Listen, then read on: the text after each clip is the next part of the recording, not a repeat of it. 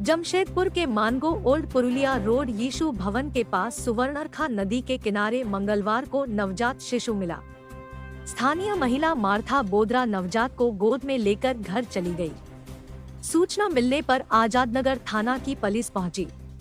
महिला के अनुसार वह सुबह शौच के लिए नदी किनारे गई थी। उसी दौरान बच्चे के रोने की आवाज आई। बच्चा पुराने कपड़े में लपेटा हुआ था। संभवतः सुबह ही उसे उक्त स्थल पर रखा गया था। वहां आसपास कोई नहीं था। अगर किसी जानवर की नजर पड़ती तो शायद उसे नोच कर खा जाता। इसलिए वह बच्चे को घर ले आई। घर लाकर उसकी साफ सफाई की। उसकी नाड़ गर्भनाल भी नहीं कटी थी। पड़ोस की बुजुर्ग महिला को बुलाकर नाड़ को काटी। शिशु महज 1 दिन का है। मारिया बोद्रा के अनुसार वह बच्चे को पालना चाहती है।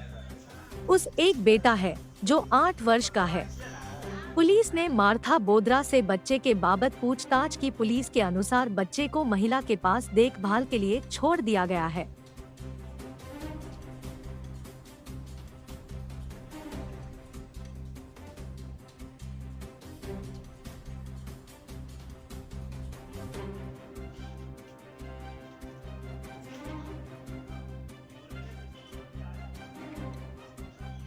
सुबह 5 बजे एक छोटा बच्चा रोते हुए मिला मेरे को।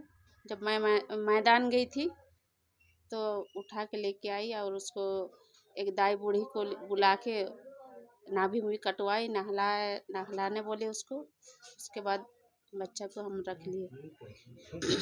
क्या है बच्चे अभी मतलब बच्चा 1 ही दिन का है। जानकारी पुलिस को अभी तक तो नहीं दिए हैं। हम काम गए थे सुबह, तो अभी 2 बजे काम से आए तो अभी हम जाने वाले थे थाना पुलिस को इन्फॉर्म करने के लिए। तब तक पुलिस खुद आके किसी की जानकारी के द्वारा वो पुलिस आ गई और बच्चे को देखने लगी। तो अभी आप क्या चाहते हैं बच्चा को हम पालना चाहते हैं। हाँ, सरकार से अनुरोध है कि हमको ये बच्चा पालने की अनुमति दे।